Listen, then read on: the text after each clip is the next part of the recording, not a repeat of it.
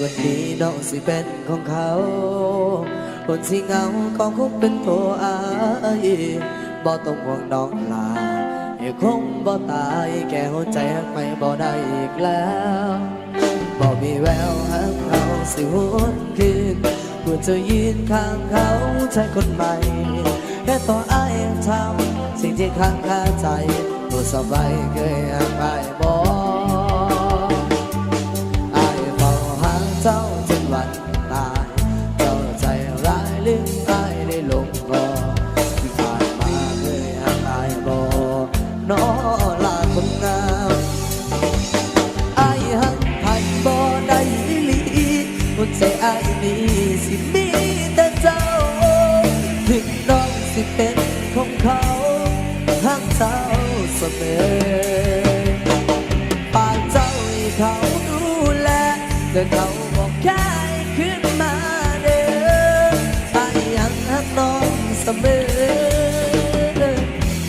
แม้เธอเป็นขอ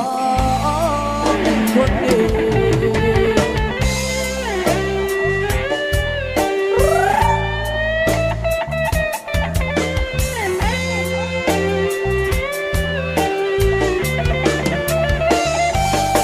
ถ้าเป่าหัวใจบอกตั้งใจอา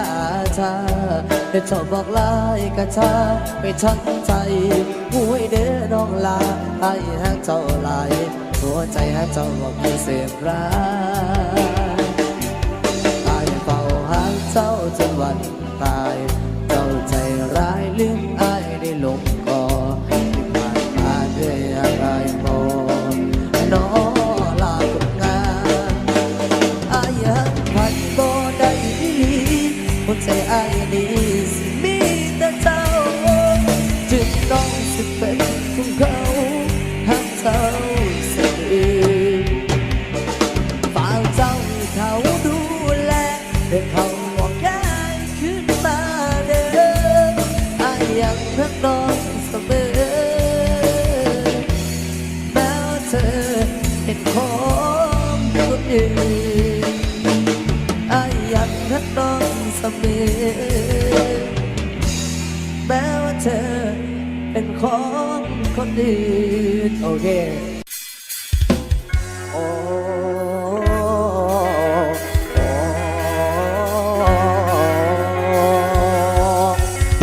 สามารถติดตามได้ทางช่อง YouTube นะครับผมดีเจซีนะครับ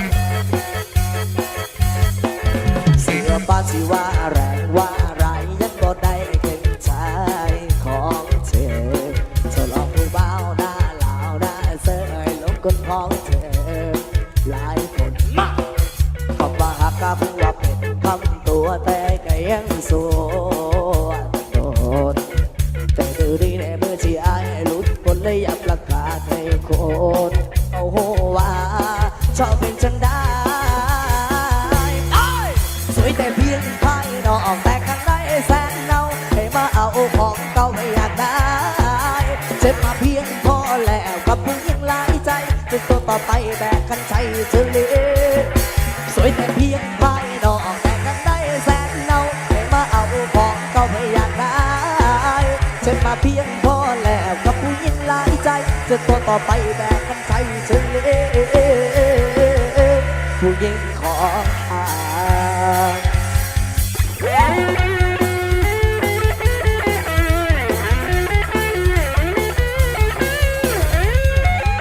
ยังอยู่ต่อกับพวกเราครับผมฮัตตราซาสีสะเกดนะฮะพบกับเรายังมีตาแจกเธอเมื่อเป็นใจของเธอคิดได้จะได้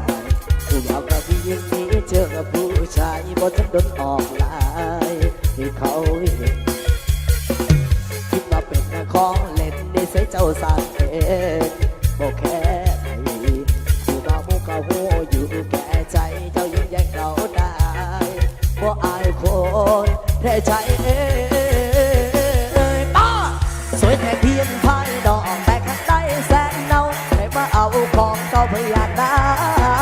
ฉันมาเพียงพอแล้วกับผู้หญิงหลายใจจนตัวต่อไปแบกกันใจเฉลี่ย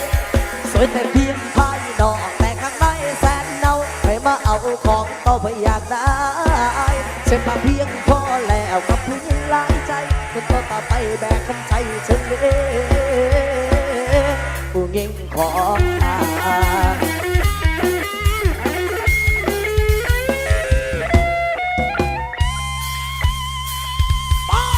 สวยแต่เพียงภายนอกแต่ข้างในแสนเนาให้มาเอาของเก่าพยานนา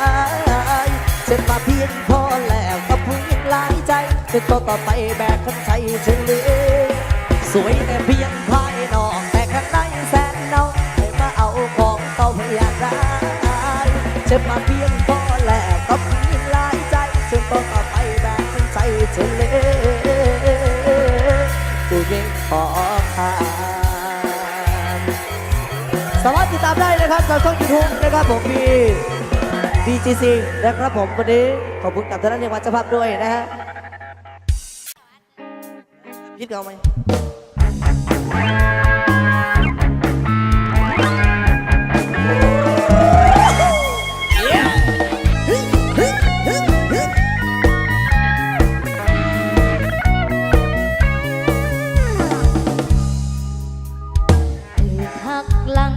ตาพังยา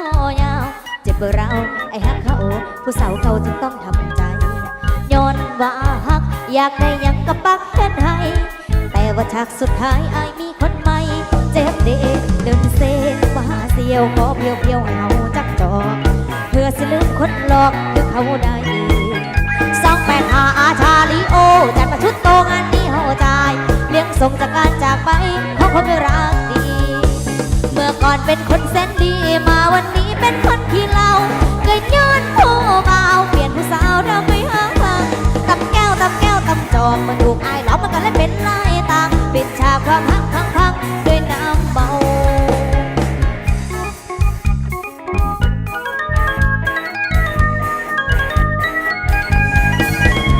เดินเซมาเสียวขอเพียวเพียวให้เขาจักจอเพื่อสิลืมคนหลอกคือเขาได้285อาชาลีโอจัดมาชุดโตงานนี้เขาได้เลี้ยงส่งจากการจากไปเพราะคนไม่รักดีเมื่อก่อนเป็นคนแสนดีมาวันนี้เป็นคนที่เล่าเกยย้อนผู้เบาเปลี่ยนผู้สาวเราไปหาฟังตำแก้วตำแก้วตำจองมาดูไอ้เหล่ามันกันและเป็นลายต่างปิดฉากความฮักพังด้วยน้ำเมาเขาบอกเป็นพ่อแล้วก็น่าบอกขึ้นมาจะอย่าไปแค่ยังน้องลาอย่าปล่อยให้พิสุรามาทำร้ายใจทั้งใจ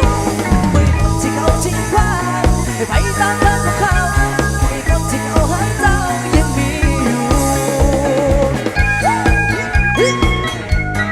เดี๋ยวเรามายกช่วยกันนะครับผม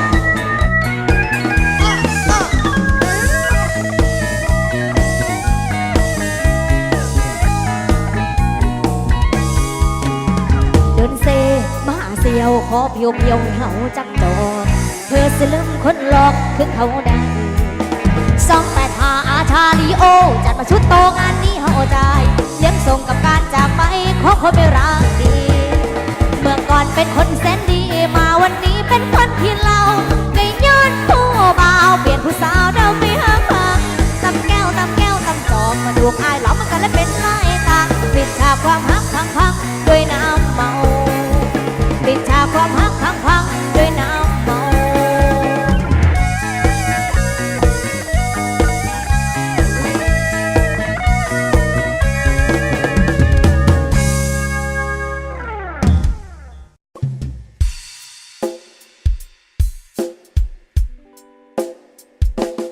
โอ้โหน้องโอ้น้องกาเจ็บแล้วน้อก็มีแล้วน้อน้ำตาเบสเจ้าบอกว่าอย่าแซงเข้ามาวุ่นวายบ้านเฮาก็คือแฟนเก่าทั้งแท้มันกินบ่ได้เจ็บจนน้ำตาไหลเมื่อเจ้าฟังคำบอกลาตาบุ้งละนอก็ซึมละนอน้ำตาเคยเป็นเทวดาต้องกลายเป็นมาเมื่อเจ้ามา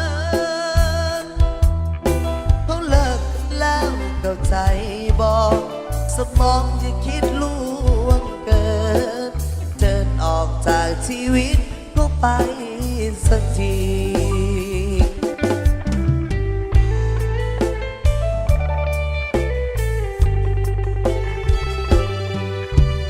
มีแค่ใจจะเอาอะไรสู้เขาเราหัวเรายังมองไม่เจอ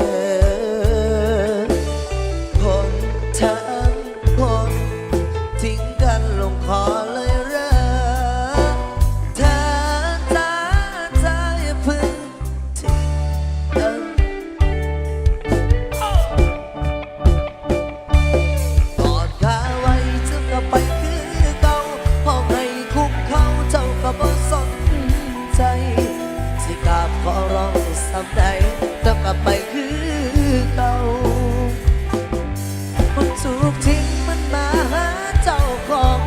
คนที่ทิ้งมันมาเดือนเก้าก็เจ็บละเนาะเมื่อเขาบ่เอา เรามีแค่ตัวเปล่า อย่าไปสู่เขาให้เสียเวลาดาวดันดิโดดันดิโดดาวดันดิโดดันดิโดดีดาดาดาโดดาดาดาโดดาดาโดดาดาโด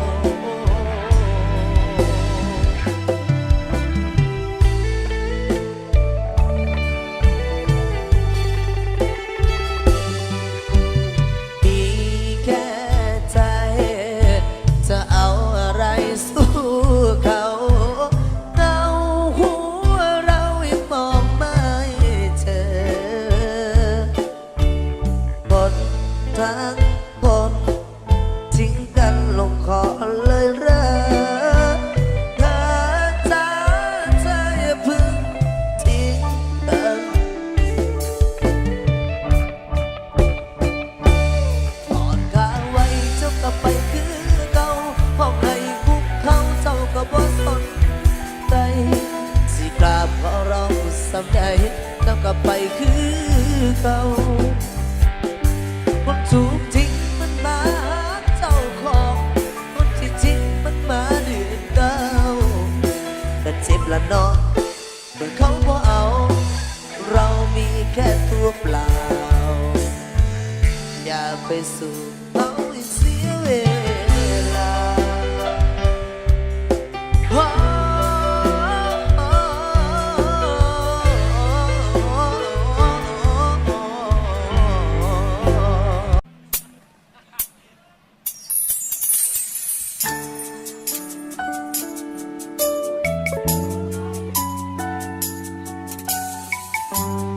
พิเศษครับพี่น้องเฮ้ามือนี้ขอบคุณมากๆกันละกันให้กันต้อนรับสำหรับสินดานนะครับ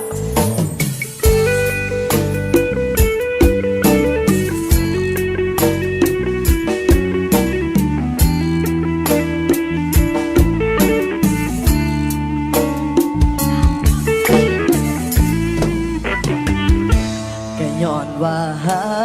แค่ก็ย้อนว่าแพงหลายแต่อาจสิบ่แม่นอายที่พาเจ้าไปฮอดฟังอาจสิเป็นเขาผู้พ่อไอ้อาจสิยอมเป็นผู้พายถึงต้องเสียใจยอมได้เพื่อคนที่อายหักเคยหักน้องสำใดไอ้บอกจากใจว่าหักคือเขาแต่น้องเลือกเขาคนเก่าต้องยอมจากไปเศษใบบ่อาจขวางตาโตทวงบ่อาจไปขวางใจหลีกทางให้ฟื้นโดนใหญ่คือเขาหัวหอมสิบ่ดึงบ่ไรเจ้าไว้ไอ้ก็ใจข้างนอกเลือกยากถึงน้ำตาพังบอกเป็นยังไอ้สิรับเอาหากน้องสำได้เป็นแค่ไม่อ่อน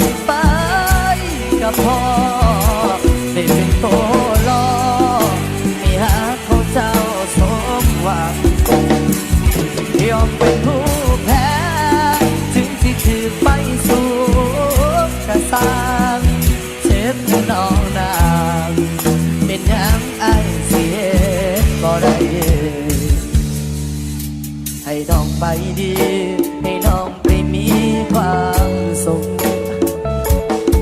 ถึงตัวอายเป็นทุกข์สำไหนก็สิอดเอาอวยพรส่งให้คนที่อายหักให้น้องโชคดีกับเขา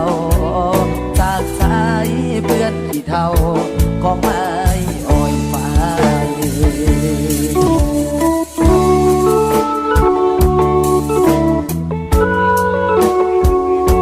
พิเศษนะครับถ้าน้องสำเร็จสุดท้ายก็ต้องถือทิม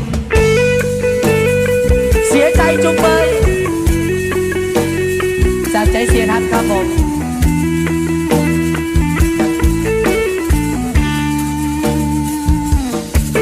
สิบ่ดึงบ่รักเจ้าไว้ไอ้ก็ใจข้างน้องเลือกจะสิ่งน้ำตาพังบ่เป็นอย่างไรสิรับเอาหากน้องสำได้เป็นแค่ไม่อ่อยไปก็พอเห็นเป็นโตลอที่หากผมเจ้าสมหวังยอมเป็นผู้แพ้ถึงที่ถึงไปสู่กระสางเจ็บเพื่อน้องนางเป็นอย่างไอ้เสียก็ได้ยอมเป็นผู้แพ้ถึงที่ถึงไปสู่กระสางเจ็บเพื่อน้องนางเป็นอย่างไอ้เสียก็ได้เจ็บเพื่อน้องนางสุดท้ายไอ้ต้องเห็นให้ได้เจ็บสักไหนก็ให้ใจคือเอาแผ่นดินไหวในใจอ้ายพิเศษกับสันต่อให้อีกสักก่อนกันละกันเนาะอาจารย์ดนตรีซ้อมมีแห้งครับ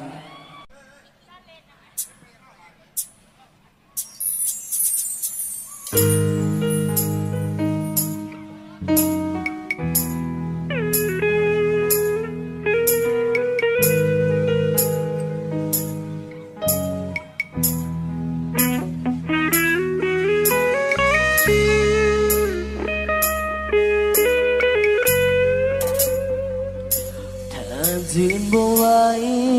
เมื่ออายได้ฟังคำลาคนที่อายหักซ้ำฟ้าเมื่อนี้สิจากอายไปหากเจ้าเบ็ดหังอายบ่อยากสิฝืนหัวใจหักจนจากอายบ่อาจถึงใจเจ้ามารวมทางขอนั่งสักคราวอย่าเฝ้าไล่อายเด้อลา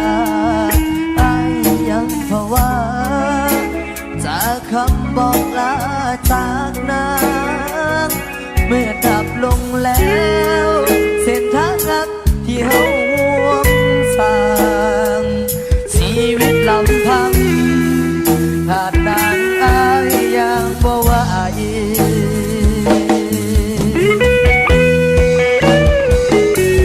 แผ่นดินไหวหัวใจของอายไหวสั่นจะแยกจากกันตอนเจ้าบอกเลิกกันสายบ่ได้ตอนอายบ่น้องลาผู้บอกว่าอายปวดหัวใจเจ็บจนเกือบตายแค่เธอเองคำลา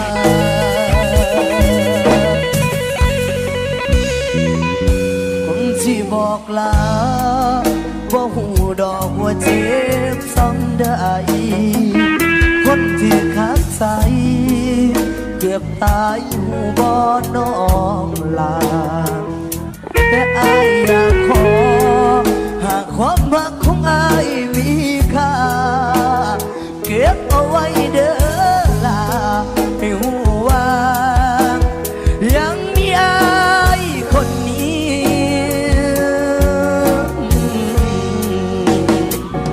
ขอนั่งสักคราวอย่าเฝ้าไล่อาย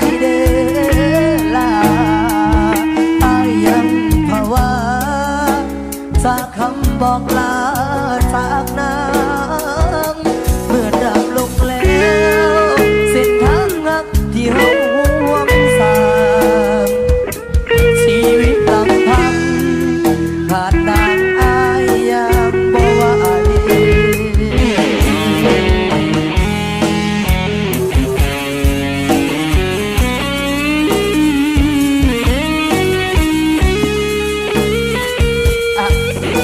จัดให้ครับโอเคครับขอบคุณคุณป้าสวยๆ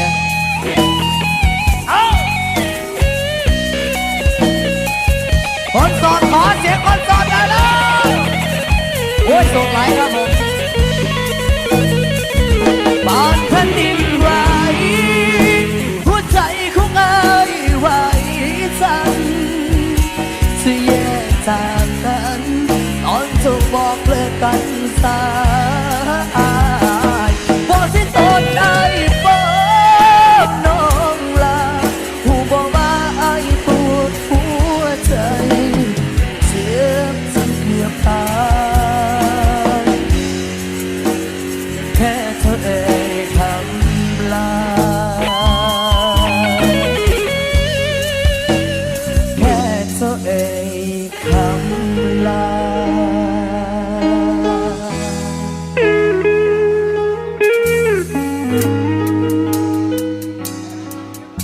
มีสื่อสารขึ้นมาหลากหลายผลงานเพลงนะครับผมเดี๋ยวจัดให้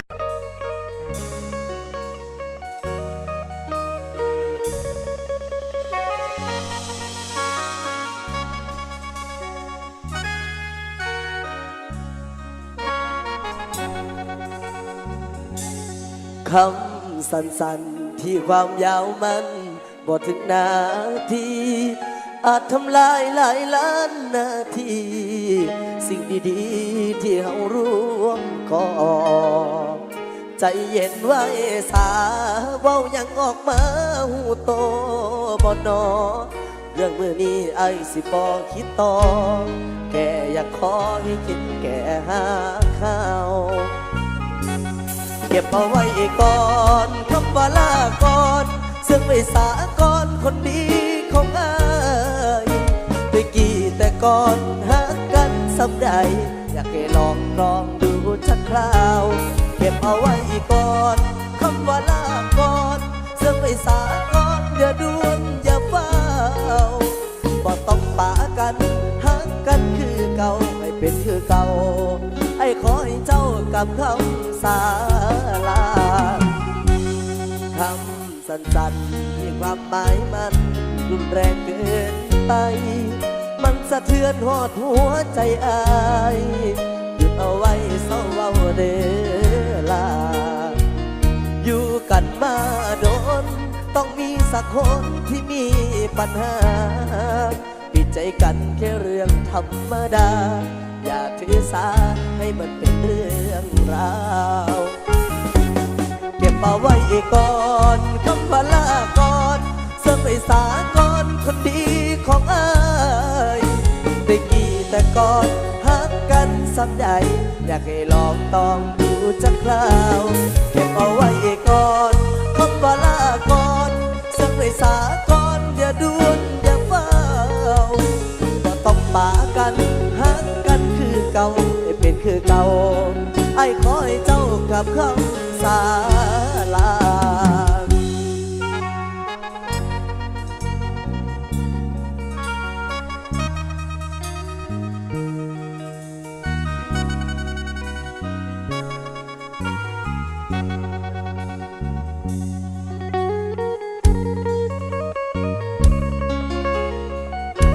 ขออนุญาตทดสอบระบบนะครับในช่วงนี้ก็แล้วกันนะฮะคำสั้นๆที่ความหมายมันรุนแรงเกินไปมันสะเทือนหอดหัวใจอายหยุดเอาไว้เศร้าเว้าเด้อลาอยู่กันมาโดนต้องมีสักคนที่มีปัญหาปิดใจกันแค่เรื่องธรรมดาอย่าถือสาให้มันเป็นเรื่องราวเก็บมาไว้ก่อนคำว่าลาก่อนจะไปสาก่อนคนดีของอายได้กี่แต่